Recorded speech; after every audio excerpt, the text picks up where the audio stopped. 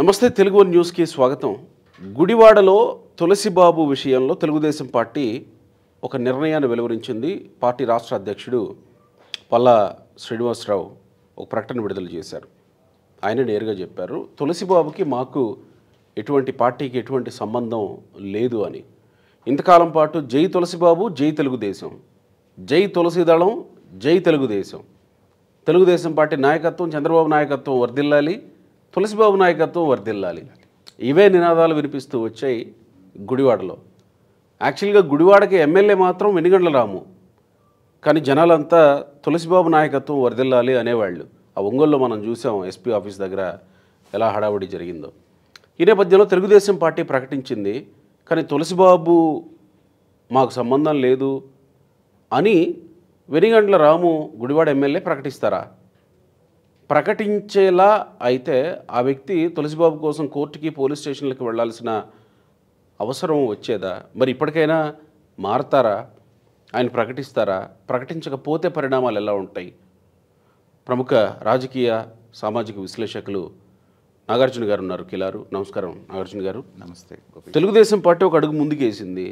మరి అడుగు ముందుకి కీలకమైనటువంటి అడుగు వేయాల్సింది ఆయనే, ఎమ్మెల్యే. మరి ఒకవేళ ఇప్పుడు ఆయన ముందుకు రాకపోతే పరిణామాలు ఎట్లా ఉంటాయి?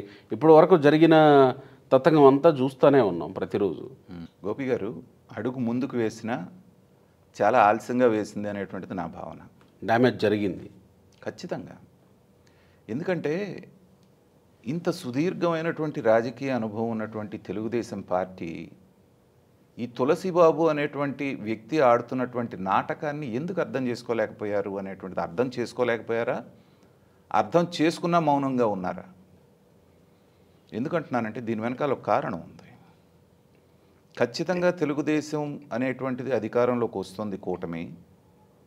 మనం చేసినటువంటి దారుణాలు, అకృత్యాలన్నిటికీ మనం ఫేస్ చేయాల్సి వస్తుందని ముందుగానే పసిగట్టి ఆ సేఫ్ హౌస్ అంటారు చూసారా, షెల్టర్గా వెళ్ళిపోయి ముందుగానే చేరి అక్కడ ఉన్నటువంటి వాళ్ళ విజయానికి కృషి చేసి వాళ్ళమే తెలుగుదేశం పార్టీ వాళ్ళమని చెప్పేసి అనిపించేసుకున్నారు. అంటే ఆ నీడలోకి చేరిపోయారు కావాలని స్ట్రాటజిక్గా. అయిన తర్వాత ఆయన విజయానికి ఇతోధికంగా సహాయం పడ్డాం కాబట్టి ఇక మన జోలికి ఎవరు రాకూడదు. కరెక్ట్. ఈ పాయింటేగా వాళ్ళు కూడా తీసుకుంది. అక్కడ ఎంత కృషి చేశారో తెలుసా తులసిబాబు గుడివాడలో అనేటువంటి. ఇలాంటి రాజకీయం కొంతమంది తెలుగుదేశం పార్టీలోనే ఉంటున్నాం, మేము తెలుగుదేశం పార్టీకి అనుకూలం అనేటువంటి వాళ్ళు కూడా కొంతమంది చేస్తున్నారు.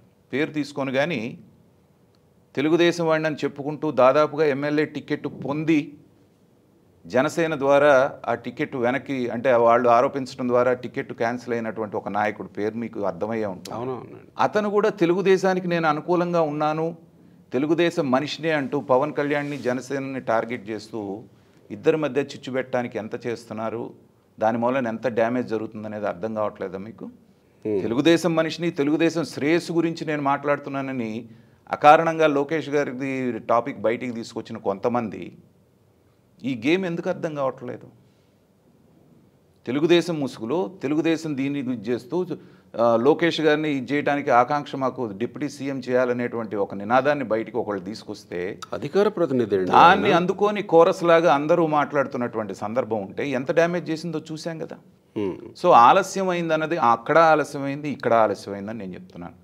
మీరు అది వచ్చిన వెంటనే అటు చంద్రబాబు నాయుడు గారు, ఇటు పవన్ కళ్యాణ్ గారు గట్టిగా ఖండించుంటే, వాళ్ళని ఏం మాట్లాడుతున్నారు అర్థం ఉందా మీకు, చక్కగా సాగుతున్నప్పుడు అని డే 1 ఖండించుంటే ఇంత జరిగేది కాదుగా. ఇవాళ అంటే మీరు అన్నట్టు తులసిబాబు విషయంలో అది అప్లికబుల్ అవుతుంది. ఏది ఎన్నికలకు ముందు తెలుగుదేశం పార్టీలోకి వచ్చి మేము గెలిపించాం అనిపించుకోవడానికి, కాబట్టి మమ్మల్ని చూసుకోండి అంటూ ఒకటి. కానీ మీరు చెప్పిన ఈ డిప్యూటీ సీఎం డిమాండ్ తెర మీదకి తీసుకొచ్చిన వ్యక్తికి అది అప్లికబుల్ అవ్వదు కదా. అతను ఎప్పటి నుంచో తెలుగుదేశం పార్టీతో ఉన్నాడు కదా. ఉన్నప్పటికీ ఎమ్మెల్యే అయితే నేను ఈ పార్టీకి నా పరిస్థితి ఎలా ఉండేది? మొన్న ఆవేశంతో ఒక ఏమనుకుంటున్నారంటూ కొంత ఫిల్దీ లాంగ్వేజ్ కూడా వాడుతూ నేను ఏమన్నా తక్కువ అని అనుకుంటున్నారా, నా వెనకాల పెద్ద సామాజిక వర్గం ఉందని బ్లాక్మెయిల్ చేసే స్థాయికి వెళ్ళి మాట్లాడుతుంటే ఇంకా వాళ్ళని మీరు అధికార ప్రతినిధులాగా పెట్టుకున్నారు అంటే ఏంటి అర్థం? ఎంత డ్యామేజ్ జరుగుతోంది, ఎంత గందరగోళ పరిస్థితులు ఏర్పడుతున్నాయి మీకు క్యాడర్లో, ఏది నిజం ఏది అబద్ధం అని. అలాగే అదే స్ట్రాటజీ ఇతను కూడా వాడాడు. జై చంద్రబాబు నాయుడు, జై తెలుగుదేశం అన్నప్పుడు ఏం ఫీలింగ్ వెళ్తుంది? రఘురామకృష్ణరాజు గారు అంత పెద్ద ఆయనే, అంత అనుభవం ఉన్నాయని ఏమనుకున్నాడు? ఏ అనుమానానికి వెళ్ళాడు? ఏమన్నా ఆశీర్వాదం ఏమన్నా ఉందేమో, మా వాళ్ళు ఏమన్నా భయపడుతున్నారేమో, ఆయన మీద చర్య తీసుకోవడానికి విన్నాం కదా మనం. ఆ అపోహలు రావడానికి కారణం ఏంటి? వాళ్ళు వాడిన స్ట్రాటజీ. తెలుగుదేశం జిందాబాద్, చంద్రబాబు నాయుడు గారు జిందాబాద్ అంటే ఏంటి? మేము వాళ్ళ మనుషులం. నోరు తెరిచి మాట్లాడాల్సిన వ్యక్తి, ఖండించాల్సిన వ్యక్తి, ఇది బయటికి రాగానే తీసి పక్కన పెట్టాల్సినటువంటి గుడివాడ ఎమ్మెల్యే ఎవరైతే ఉన్నారో ఆయన ఇవాళ వరకు నోరెత్తడు, బయటికి మాట్లాడరు. దీని అర్థం ఏంటి? సో ఇలాంటి కోవర్ట్లు ఆయన నెత్తి నోను మొత్తుకొని రఘురామకృష్ణరాజు గారు బాహాటంగా ఇతనే నా మీద కూర్చుంది, ఈ పర్సనాలిటీనే ఇతనే చేశాడు అంటే ఇవాళ మీనమేషాలు లెక్క పెట్టి తీరిగ్గి వాళ్ళు చెప్తారా ఇప్పుడు సస్పెండ్ చేశామని చెప్పి, లేకపోతే పార్టీకి సంబంధం లేదని? మరి ఇదే పరిస్థితి మరి ఆ రోజున ఆదిమూలం విషయంలో మీరు ఎన్ని సెకండ్ల మీద తీసుకున్నారే? సత్యవేడు ఎమ్మెల్యే ఆదిమూలం మీద ఒక చిన్న ఆరోపణ వస్తే సిట్టింగ్ ఎమ్మెల్యే అతను ఎంత ఫాస్ట్గా నిర్ణయం తీసుకున్నారు? కరెక్ట్. మరి కంపేర్ చేసుకుంటారు కదా. సో అతను పూర్తి స్థాయి మౌనం వహించడం, చర్య అనేటువంటిది ఇంత డిలే అవటం అనేటువంటిది ఏంటంటే ఈ ఆర్డినరీగా ఉన్నటువంటి ఒక వ్యక్తి ఇంత పవర్ఫుల్లా అనేటువంటి ఆశ్చర్యాన్ని కలిగిస్తుంది. కాబట్టి రాజకీయాల్లో టైమింగ్ అనేది వెరీ ఇంపార్టెంట్.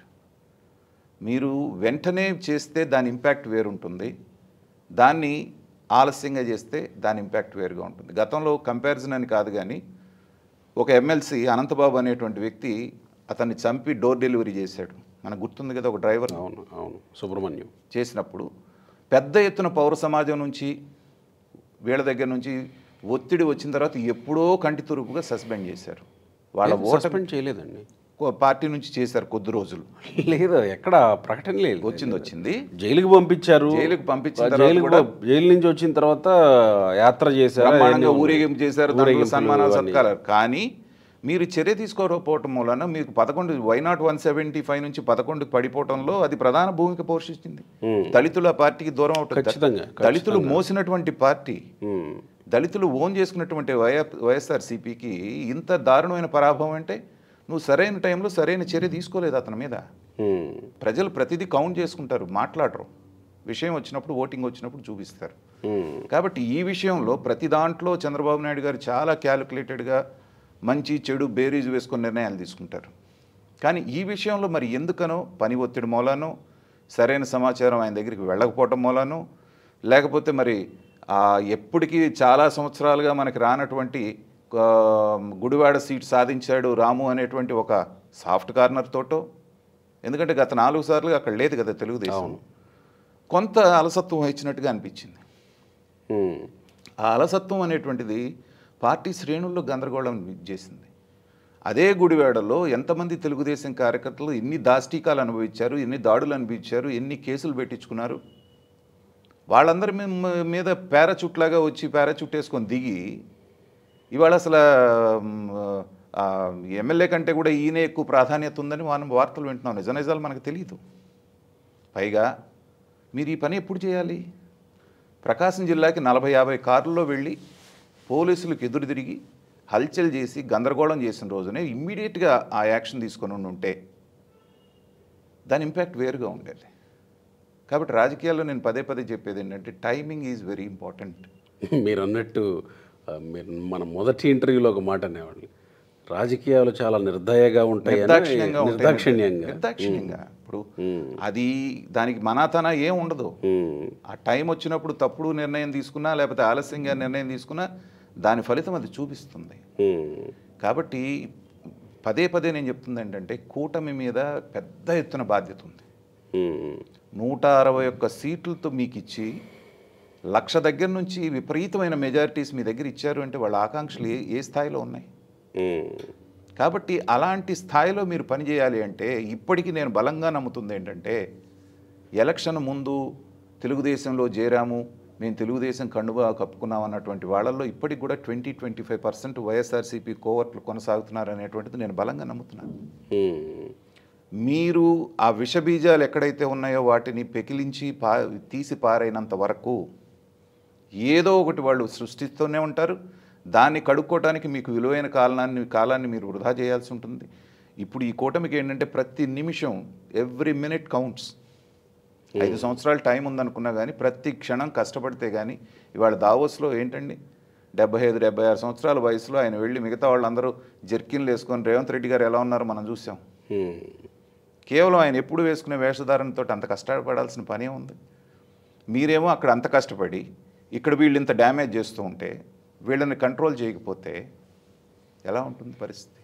అదే రఘురామకృష్ణరాజు గారు అంటున్నారు, మీడియాతో మాట్లాడారు, ఇక మీదట గుడివాడలో జై తులసిబాబు, జై తులసీదళం నినాదాలు వినబడకూడదు కూడదు ఖచ్చితంగా అని అంటున్నాడు. అయితే ఆ మాట ఆయన అనకూడదు అంటున్నాను. ఆయన అంటున్నారు, ఆయన అనకూడదు అంటున్నాను. మాలాంటి వాళ్ళం, మీలాంటి వాళ్ళం, లేకపోతే పార్టీ కార్యకర్తలు అనొచ్చు, రాష్ట్ర శ్రేయస్ని ఆశించేవాళ్ళు అనొచ్చు. కానీ ఒక రకంగా చంద్రబాబు అనాల్సింది గుడివాడ ఎమ్మెల్యే అనాల్సిన ఆయన అంటలేదనే మనకి. కాబట్టి ఏంటంటే ఒకటేనండి, రాజకీయాలకి వ్యక్తిగత సంబంధాలు అనేటువంటిని అతీతంగా చూడాల్సిందే. చంద్రబాబు నాయుడు గారికి ఉన్న ట్రాక్ రికార్డ్ ఏంటి? వ్యక్తిగత సంబంధాలు ఏమున్నా కానీ విషయం దగ్గరికి వచ్చేటప్పటికి ఎవరిని ఎక్కడ పెట్టాలో అక్కడ పెడతాడు. ఇంకా మాట్లాడాలంటే తన సొంత సామాజిక వర్గం అంటే మిగతా వాళ్ళని కిలోమీటర్ దూరంలో పెడితే వాళ్ళని 2 కిలోమీటర్ల దూరంలో పెడతాడు ఆయన. అంత జాగ్రత్తగా ఉంటాడు. మీరు అన్ని విషయాల్లో అన్ని జాగ్రత్తలు తీసుకున్నా కూడా ఇలాంటి సంఘటనలు వచ్చినప్పుడు ఏంటంటే టీ కప్పులో తుఫాన్ లాగానే అయిపోతుంది. కానీ నేను అన్నట్టు ఏంటంటే ఎవ్రీ పాయింట్ కౌంట్స్ ప్రజల మనసులో ఉంటుంది. పైగా ఎప్పటికీ గెలవనటువంటి గుడివాడ లాంటి కాన్స్టిట్యున్సీలో మీరు రాక అవకాశం వచ్చింది 20 ఏళ్ల తర్వాత. కాబట్టి బలంగా మీరు వేళ్ళు ఉనుకోవాలి అంటే, అక్కడ ప్రజల యొక్క మన్నన పొందాలి అంటే ఏంటంటే ప్రతి క్షణం చేసే రాజకీయాన్ని జాగ్రత్తగా చేశాడు. కానొక దశలో కొడాలి నానియే బెటర్ అనే స్థాయికి వెళ్ళిపోయారట గుడివాడ ఈ 6 నెలల్లోనే. 6 నెలల్లోనే. మరి ఇంటెలిజెన్స్ ఏం చేస్తుంది, డిపార్ట్మెంట్ ఏం చేస్తుంది, వీళ్ళ రాజకీయ సలహాదారులు ఏం చేస్తున్నారు, మిగతా వాళ్ళందరూ కోతవేడు దూరంలో ఉంది. అదేమి మీకు కుప్పంలోనో లేకపోతే శ్రీకాకుళం విజయనగరంలో లేదు కదా గుడివాడ. అనుక్షణం మీకు తెలుస్తూనే ఉంటుంది కదా. కాబట్టి కొన్ని సరి చేసుకోవాల్సినవి ఉన్నాయండి. పని ఒత్తిడి మూలానో లేకపోతే ఏమవుతుందిలే చిన్న విషయం అనుకున్నారేమో కానీ చెప్తారు చూసారా, చిన్న పామైన పెద్ద కర్రతో కొట్టాలని. ఇనిషియల్ స్టేజ్లోనే ఇలాంటివి కంట్రోల్ చేయకపోతే ఇవే పెద్ద అయ్యే అవకాశం ఉంది. అనుభవం గల చంద్రబాబు నాయుడు గారు గమనిస్తారని ఆశిద్దాం. Right sir, thank you.